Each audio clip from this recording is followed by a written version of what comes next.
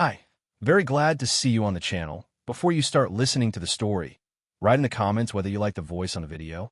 Lisa's laughter rang through the backyard, light and carefree, the kind of sound that used to make me smile. But now, standing at the kitchen sink, watching through the window, it hit me differently. She was outside again, sitting on the patio steps, tossing her hair over her shoulder, laughing at something Brandon said. Brandon, the kid I had rented the guest house to 6 months ago. 19, college sophomore, always polite, always grateful. I should have seen it coming. At first, I didn't think much of it. Lisa had always been friendly. She liked to help people, that's what she told me. That's why she offered to help Brandon with groceries.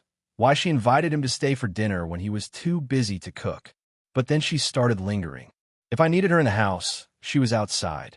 If I asked her to help me with something, she was suddenly too tired, but she had enough energy to sit with him, laugh with him, help him clean up the guest house like it was her own.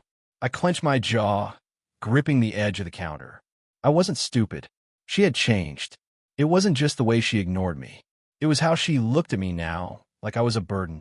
The eye rolls when I talked, the sighs when I walked into the room. The way she corrected me in front of other people, little jabs disguised as jokes. It had started slow, little things I brushed off. But it had been building. And now, as I stood there, watching her lean closer to Brandon, watching the way she smiled at him, I knew. I had been a fool. Dinner was tense. Lisa sat across from me, scrolling on her phone, completely uninterested in conversation. I watched her, studying the details. The way she bit her lip while she typed. The way she smirked at whatever was on her screen. She hadn't smiled at me like that in a long time. You've been spending a lot of time outside lately, I said, keeping my voice neutral. She barely glanced up. What? Outside? I repeated. With Brandon. She rolled her eyes. Oh, come on, Michael. Don't be ridiculous. I didn't say anything was wrong, I said. Just making an observation. She put her phone down, finally looking at me. He's a kid, Michael. He doesn't have family here. I'm just being nice. Nice, I echoed. Yes, nice. She narrowed her eyes. Not that you'd know anything about that. There it was. Another jab. Another way to twist things, so I was the bad guy. I'm just saying, I continued, keeping my voice even.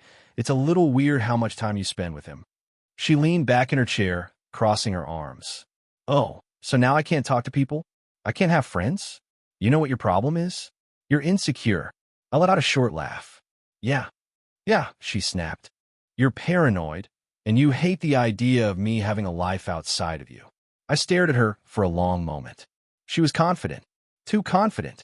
Like she really thought I wouldn't push further. Like she thought I'd just sit back and accept whatever this was turning into. I let it go. For now. That night, she left the bedroom after I fell asleep. I only knew because I woke up to silence. The kind of silence that feels wrong. I checked the time. 1:47 a.m. Lisa was gone. I sat up, heart pounding, listening. Then, faintly, I heard it. The sound of the back door closing. I moved carefully, slipping out of bed, keeping my steps light as I made my way to the window. She was outside, heading toward the guest house. My stomach twisted as I watched her disappear inside. No hesitation. No caution. I should have gone out there. Should have confronted her right then and there. But instead, I sat back down, gripping the edge of the bed, feeling something inside me snap. She thought I wouldn't notice. She thought I wouldn't do anything. She had no idea who she was dealing with. Lisa barely looked at me the next morning. She sat at the table in her robe, sipping coffee, scrolling through her phone, acting like she hadn't spent half the night sneaking around behind my back. I sat across from her, waiting. I wanted her to acknowledge me, to say something, but she didn't. She never did. You sleep okay? I asked, my voice calm. Yeah, she said without looking up. I studied her, waiting for her to slip. She was a good liar, I'd give her that. But there was a stiffness in her shoulders, the way she kept her eyes down, too focused on the screen. If I hadn't been awake last night, I might have believed her. I took a slow sip of coffee, then set the mug down. Funny, I woke up around 2. You weren't in bed. Her eyes flicked up for half a second before she forced herself to relax. I went to get some water. You were gone for an hour, I said. She scoffed. And I shrugged, watching her carefully. Nothing. Just weird, that's all. She finally set her phone down and sighed. Jesus, Michael. If you have something to say, just say it. I leaned back in my chair. You were outside, weren't you? Lisa's expression didn't change, but I saw the way her fingers twitched. I don't know what you're talking about. I smiled coldly. Sure you do. She exhaled sharply, rolling her eyes. Okay, fine. I went outside for some fresh air. I couldn't sleep, and I didn't want to wake you up. Is that a crime now? I studied her, my fingers drumming against the table. Did you get fresh air inside Brandon's guest house? Silence. It was brief, but it was there. A hesitation, a flicker of something in her eyes before she quickly masked it with annoyance. Oh my God, Michael. Do you hear yourself? She let out a sharp laugh, shaking her head. You sound insane. I held her gaze. Do I? Yes, she snapped. You're paranoid. You're acting like some jealous, controlling. I pushed my chair back, standing up. You know what? You're right. She blinked, caught off guard. What? I nodded, grabbing my keys from the counter. I need to stop being paranoid. I need some proof. Lisa's face paled just slightly. What does that mean? I didn't answer. Instead, I walked out, leaving her sitting there, gripping her coffee mug too tightly. I spent the next few hours at the hardware store, picking up exactly what I needed. Lisa thought she had me figured out, thought she could twist things to make me look crazy. But she wasn't as smart as she thought. She didn't realize she'd already lost control. That night, after she went to bed, I installed the security camera. Small, hidden, positioned just right so I could see the back door and the path leading to Brandon's guest house. Then I waited. It didn't take long. At 1:36 a.m., Lisa got up. I watched from the darkness of the bedroom as she tiptoed to the door, slipping outside just like she had the night before. I didn't follow. I didn't need to. I had everything I needed on camera. The next morning, she was back at the table, acting normal, like nothing had happened. But this time, I didn't sit across from her. I grabbed my laptop, opened the footage, and let play. Lisa's head snapped up the second she heard the soft chime of the back door opening on screen. Her face drained of color as she watched herself sneak out, walking straight to Brandon's guest house, disappearing inside. I didn't say anything. I let the footage speak for itself. She shot up from her chair. What the hell, Michael? Are you spying on me? I didn't look at her. I had a feeling you'd been lying to me. Guess I was right. She crossed her arms, trying to mask her panic with anger. This is insane. You're acting like a psychopath. I finally turned to her, tilting my head. Am I? Or are you just mad you got caught? Lisa's mouth opened, then closed. She had nothing. No excuse. No way to twist this in her favor. For the first time in a long time, she was speechless. I stood up, closing my laptop. You want to keep playing games? Go ahead. But just know, I'm done being your fool. I walked out of the kitchen, leaving her standing there, her world beginning to crumble around her. And I wasn't finished yet. Lisa avoided me for the rest of the day. She wasn't good at handling pressure. When things weren't going her way, she shut down, locked herself in the bedroom, pretended none of it was happening. I let her. I wanted her to sit in that silence, to stew in it, to realize she had no way out of this. Because I wasn't just accusing her anymore. I had proof. I spent the afternoon going through the security footage, watching it again and again. Every night for the past 2 weeks, Lisa had left our bed, slipped through the back door, and disappeared into Brandon's guest house. She always stayed for at least an hour, sometimes longer. I clicked through each video, my stomach twisting with every timestamp. She never hesitated, never checked to see if I was awake. She was comfortable doing this, like she thought she had me completely fooled. I wasn't angry. Not yet. I was past that. I felt detached, like I was watching someone else's life fall apart. Maybe because, deep down, I had already known. At 6:30, Lisa finally came out of the bedroom. She was dressed like she was going somewhere, wearing one of those dresses she used to only put on for special occasions. Her makeup was perfect, hair curled. She grabbed her purse off the counter and glanced at me. I'm going to dinner with Hannah, she said casually. I leaned back in my chair. Hannah? Yes, she said, avoiding my eyes. I let out a slow breath. Funny, you didn't text her. Lisa froze just for a second, but I caught it. What? I gestured toward her phone sitting on the counter. You've been in the bedroom all day. If you were meeting Hannah, wouldn't you have texted her? She laughed, but it was forced.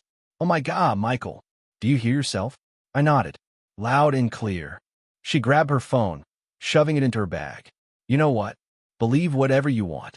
I watched as she stormed out, slamming the door behind her. I waited a few seconds before pulling up the camera feed on my phone. Sure enough, she wasn't going to dinner. She walked straight across the yard and knocked on the guest house door. Brandon let her in without hesitation. I exhaled, gripping my phone so tightly my knuckles ached. She didn't even care anymore. I sat in the quiet house, staring at the footage, feeling the weight of every moment. Then, slowly, an idea started forming in my head. I wasn't going to scream. I wasn't going to beg. Lisa expected me to react like that. She wanted me to snap, to throw things, to explode in a way that made me look like the bad guy. That's how she would justify everything. No, I was going to do this my way. At midnight, I checked the cameras again. Lisa was still in the guest house. I moved quickly, grabbing a duffel bag and stuffing it with some of her clothes. Just enough to make my point. Then I walked outside, took her car keys from her purse, and popped open her trunk. I tossed the bag inside, shut it quietly, and locked the car. Then I changed the locks on the house. By the time she snuck back in at 1:30 a.m., she had no idea that everything had already started to shift. The next morning, I made coffee like I always did. Lisa came down the stairs looking exhausted, hair still a mess from the night before. She barely glanced at me. She poured herself a cup and sat at the table, rubbing her temple. I have a headache. I smirked. Long night. She shot me a glare. Don't start. I took a slow sip of coffee. By the way, I changed the locks. Lisa froze mid-sip. What? I pulled a set of keys from my pocket and tossed them onto the table. You'll notice yours don't work anymore. She stared at me, processing.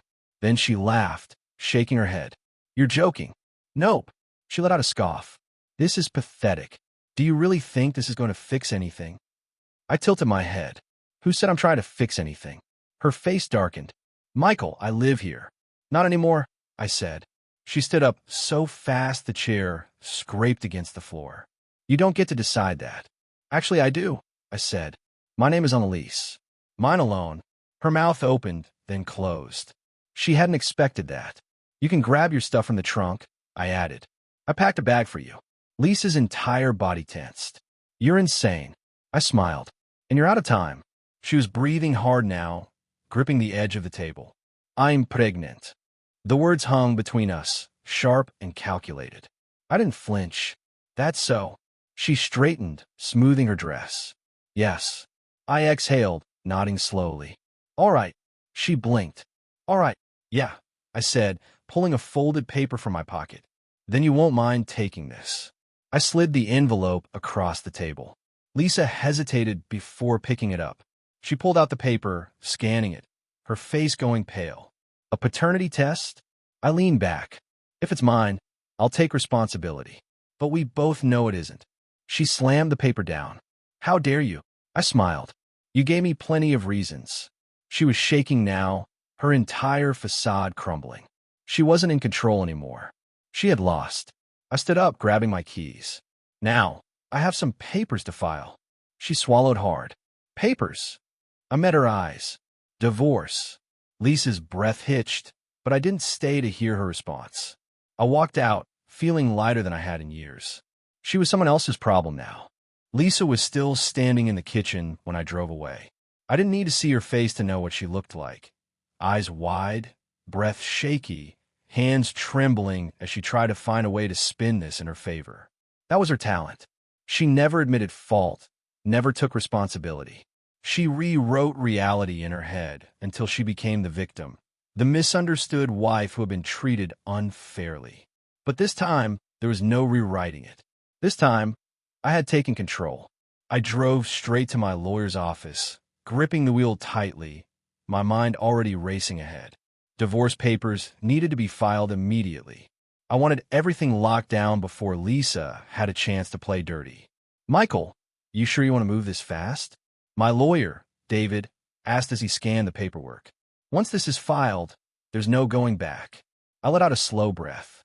I've never been more sure of anything in my life. David nodded, flipping through the documents. You got a solid case. Her infidelity is undeniable, and given the financials, she won't be getting much. Your name's the only one on the house, and since she spent marital funds on her affair, we can argue dissipation of assets. I smirked. Perfect. One problem, David said, setting down his pen. If she's really pregnant, things could get messy. I leaned forward. That's why I need the paternity test. If it's not mine, I want it legally documented before she tries to pin anything on me. David exhaled, nodding. All right, I'll expedite the paperwork. She'll be served by tomorrow morning. I left his office feeling lighter. The weight of Lisa's betrayal was still there, but now it wasn't crushing me. Now it was fuel. When I got home, Lisa's car was gone. Good. I wanted her to see that I wasn't waiting around for her to come up with another lie. I stepped inside, grabbed a beer from the fridge, and sat at the kitchen table, the same place she had smugly sipped her coffee the morning before. But now the power had shifted. At midnight, I checked the security cameras. Lisa wasn't home yet, but Brandon's guest house lights were on. I smirked. I wondered if she had told him yet. If she had walked in, shaking and furious, telling him how cruel I was, how unfairly I was treating her. Did he look relieved? Did he panic? Or did he finally realize what a disaster he had invited into his life?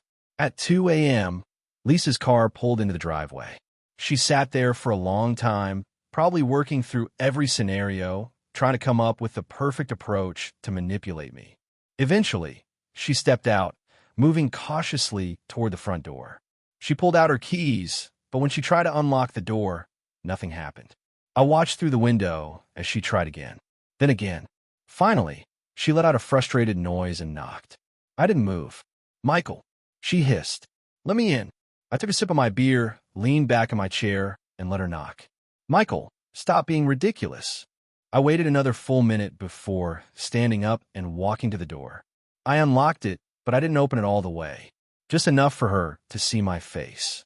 She was fuming. Really? You're locking me out of my own house? I shrugged. It's my house, and you don't live here anymore. Her jaw clenched. You're being petty. No, I said, voice calm. I'm being done. She inhaled sharply. Where am I supposed to go? I tilted my head. I'm sure Brandon will take you in. You two seemed pretty cozy last night. Lisa's face twisted. Michael, please. I was stupid. I was selfish. I know I messed up, but we can fix this. We have a life together. A history. I love you. I chuckled. You love me? That's funny. Where was that love when you were sneaking out of our bed? Where was it when you laughed at me behind my back? Tears welled in her eyes. I made a mistake. No, I said, shaking my head. A mistake is forgetting to pick up milk from the store. You made choices. She wiped at her face, trying to stay composed. What if the baby is yours? I leaned against the doorframe. Then I'll take care of my child. But I'm not taking care of you. Her lip trembled. You're really doing this? I sighed. Lisa, you've already done it. She exhaled shakily, glancing toward her car like she was considering leaving. But she had nowhere to go. She had burned every bridge, and now she was stranded in the wreckage of her own choices. Fine, she whispered. You want to throw away our marriage? Go ahead. But don't think for a second that you're the only one who can play dirty. I smiled. I was counting on it. I closed the door, locked it, and walked away. She could scream. She could cry. She could curse my name. It didn't matter, because tomorrow morning, she was getting served. And this time, she wouldn't be the one in control. The next morning, Lisa was served. I wasn't there to see it, but I imagined the look on her face, the shock, the anger, the realization that I wasn't bluffing. She had spent so many years making me feel small, thinking she could do whatever she wanted without consequences. Now, reality was catching up to her. I was at work when my phone buzzed. First a text, then a call, then another. I let them go unanswered. I wasn't in the mood to hear whatever excuse or plea she had rehearsed. But when my phone rang for the fourth time, I sighed and picked up. Lisa's voice was sharp, furious. Are you out of your mind? I leaned back in my chair. Good morning to you too. You're really doing this? She snapped. Divorce, Michael? You're blowing up our entire life over one mistake. I smirked. Lisa, I don't think the word mistake covers what you did. Her breath was shaky. We need to talk. No, we don't. She hesitated, then tried a different tactic. We can fix this. We have years together. A home. We can go to counseling. I cut her off. Lisa, stop. You didn't want counseling when you were sneaking around behind my back. You didn't care about our marriage then. You don't get to care now just because you got caught. Silence. Then, her voice dropped to something softer. I don't want to lose you. I exhaled, staring at the ceiling. You already did. For a second, I thought she might cry. Then, just like that, her tone shifted. Fine. You want a war? You'll get one. I laughed. Lisa, you've already lost. I hung up before she could say anything else. By the time I got home that night, her car was in the driveway. I sighed, already bracing for another argument.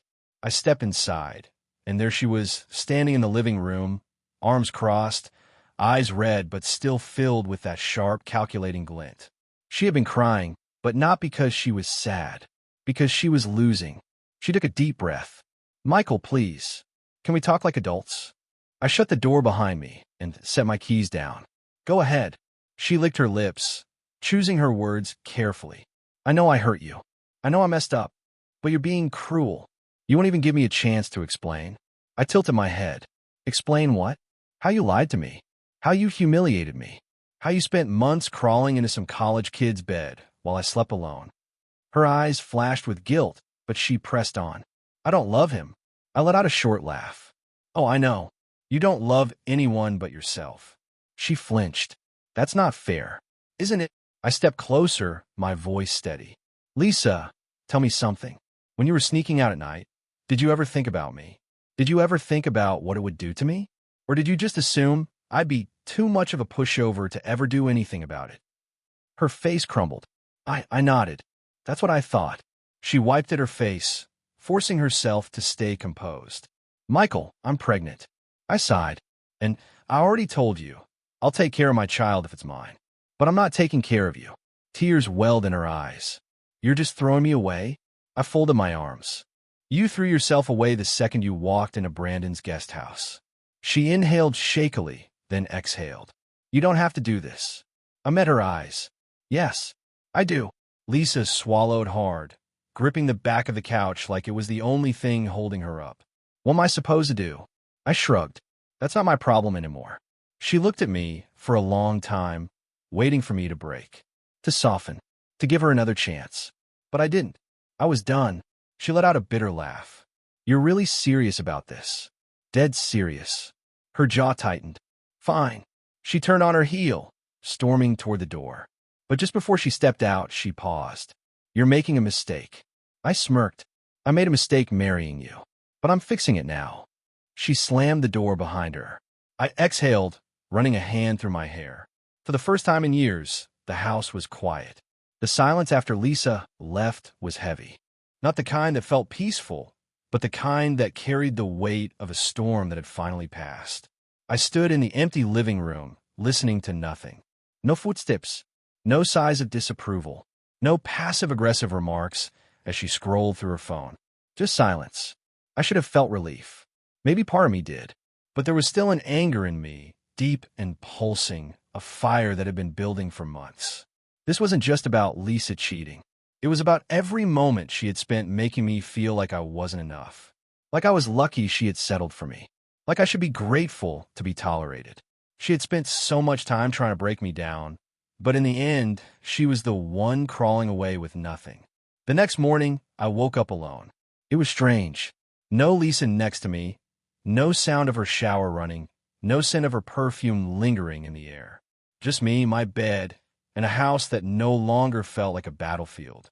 I got up, made myself coffee, and sat at the kitchen table, staring out the window at the guest house.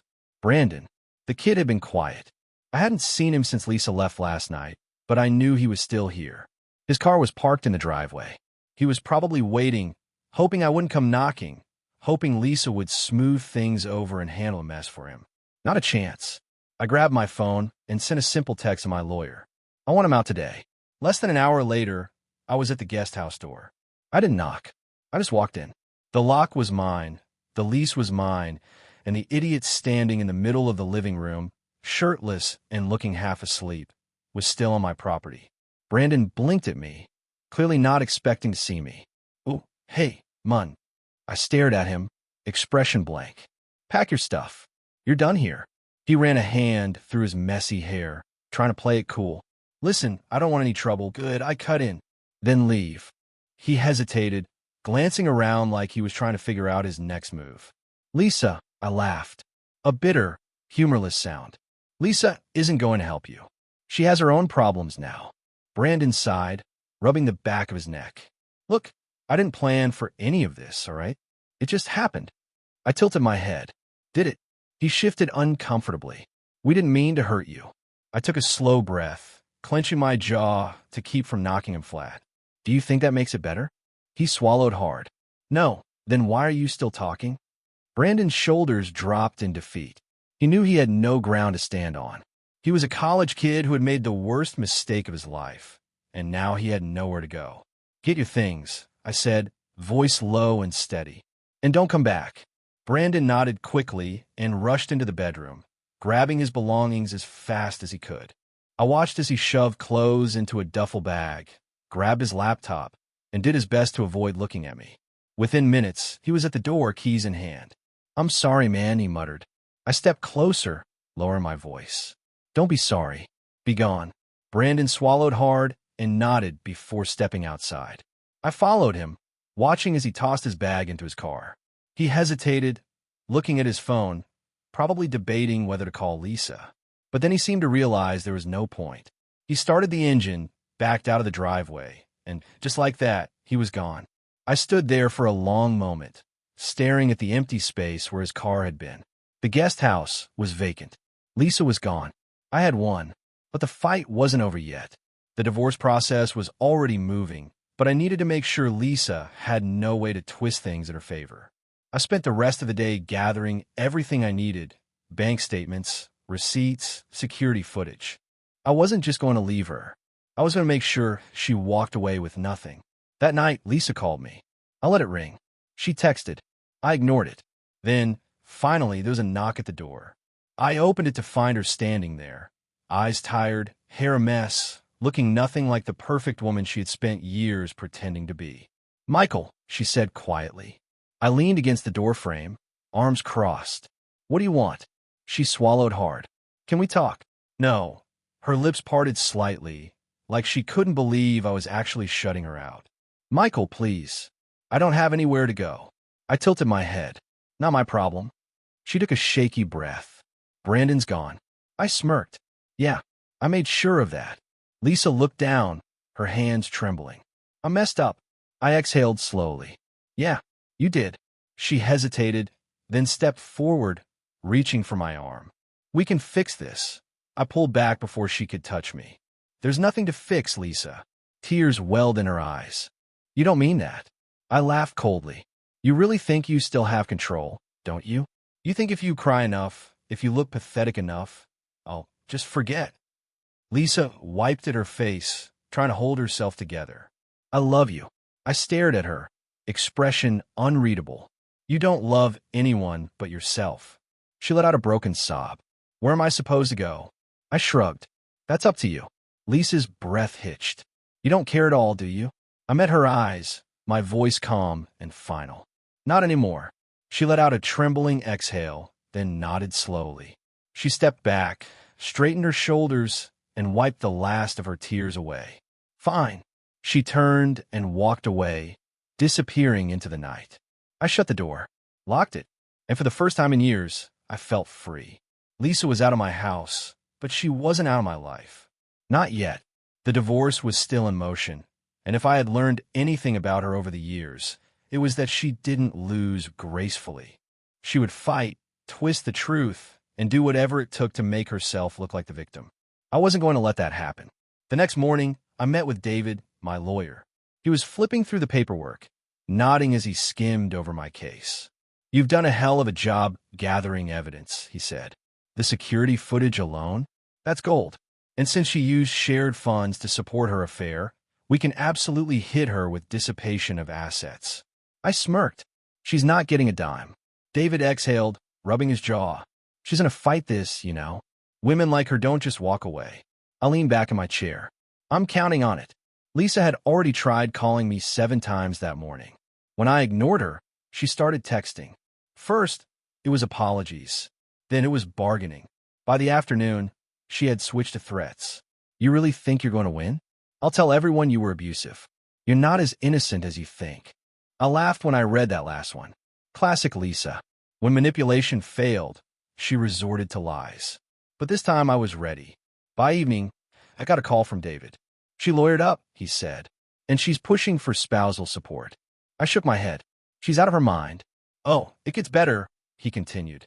She's claiming she was emotionally neglected. Says you were controlling, that she felt trapped in the marriage. I clenched my jaw.